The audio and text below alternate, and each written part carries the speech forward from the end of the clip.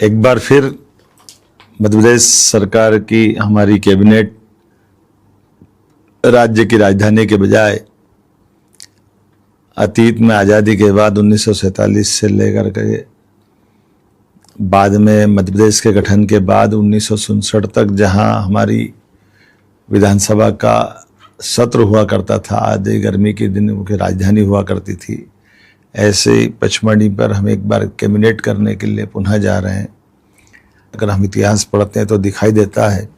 अंग्रेजों से सशक्त संघर्ष करने में,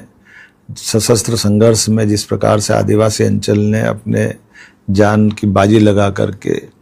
न केवल 1857 में बल्कि उसके पूर्ववर्ती काल में भी जल जंगल जमीन के लिए जिस प्रकार से आज़ादी की कुर्बानी हमारे आदिवासी अंचल ने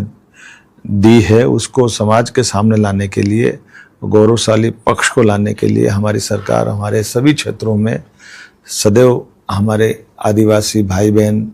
अनुसूचित जाति भाई बहन और समाज के सब वर्गों का ध्यान रख रही है। एक तरफ हमने अपनी अहिल्या माता के लिए पिछले समय कैबिनेट की और उनके विविध कार्यक्रम किए, उसी प्रकार से हमने आदिवासी अंचल के लिए भी ये कार्यक्रम की रचना बनाई, जिसमें पहले चरण में हम कैबिनेट करेंगे, अगले चरण में हमारे विधायक सांसदों का 3 दिन का वर्ग भी पचमढ़ी में करने वाले हैं। हम राजा भगवत सिंह को भी स्मरण करना चाहेंगे, जिनके माध्यम से अंग्रेजों ने 1857 से लेकर के 1860 तक लगभग 2.5 साल के आसपास तक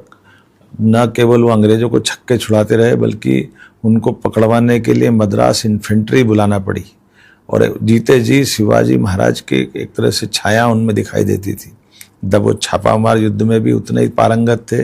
मारते और धीरे से, क्योंकि चप्पे चप्पे से अवगत थे। उसी प्रकार से कोरकू आदिवासी समेत और दूसरे सब समाजों को साथ लेकर के उन्होंने अद्भुत लड़ाई का संचालन किया है। मैं मान के चलता हूँ राजा भगवत सिंह का कई प्रकार से आज़ादी के मामले में जो उनका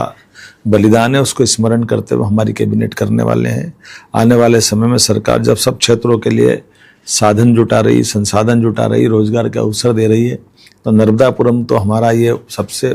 महत्व का इलाका है। ऐसे में हमने जब एक तरफ इंडस्ट्रियों की बाहर लाएं, दूसरी तरफ हम अपने इसके प्राकृतिक सौंदर्य के साथ राजा भगवत सिंह को भी स्मरण करने के लिए हम कैबिनेट कर रहे हैं। आइए हम सब उनके इतिहास को जानें और मध्य प्रदेश से देश और दुनिया का परिचय कराएं।